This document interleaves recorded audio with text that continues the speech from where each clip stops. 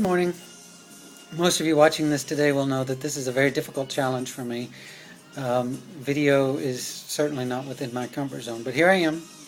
I've risen to the occasion, and I'm going to make this happen. Hopefully not an embarrassment to myself or a disappointment to any of you watching. But I have a little something on my heart today. Yesterday was a very difficult day in many regards, and in the middle of the day, I had a doctor's appointment, one that had been scheduled for about a month, and one that I was very unsettled about, but one that I was also looking toward with some expectation. After several hours in the doctor's office, I walked away with some news that I had hoped for, and that's complicated and a little difficult to explain. But the bottom line of it is that the congestive heart failure that I experienced 2 years ago, believed to be a result of the chemotherapy that I experienced 15 years ago, and induced by an incredible period of stress, has vanished. There are no signs of congestive heart failure in my life any longer. Now, that's significant for several reasons. Congestive heart failure doesn't typically just go away. It's not something that you expect to just heal. But as with my cancer diagnosis in my 20s, which was considered to be incurable, I made a choice that I was not going to be beaten by this. Nutrition had been my provision for healing with cancer. Chemotherapy, radiation, they never did the trick. They spared my life for periods of time, but the cancer kept recurring. They never were the fix. And after 5 years, the treatments themselves threatened my life even more than the cancer did. It really became a question of which was going to kill me first, chemo or cancer. Nutrition, however, completely transformed my life within 30 days. No chemo, no radiation, simply whole foods became my cure. And I realized that that's God's provision. If God created me, He also created the provision for my life and for my wellness, and I knew in my heart that it was not His desire for me to suffer with illness and disease. So I embraced that as a lifestyle, and for 15 years I've lived a lifestyle of incredible health and wellness through both nutrition and fitness, and it's become my professional pursuit.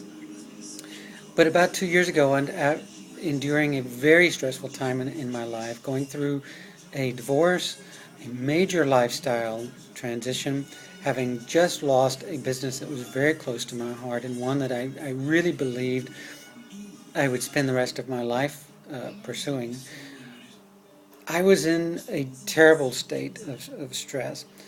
And within 30 days, I was in the hospital, diagnosed with congestive heart failure. They believed that it was caused initially by the one particular chemotherapy drug called adriamycin that was administered in combination with other drugs, which had since been proven the cause of congestive heart failure. They believed that the stress that I was enduring had exposed that congestive heart failure, and that it would be a condition that I lived with the rest of my life. They demanded that my lifestyle would have to be completely changed. Fitness was no longer to be pursued.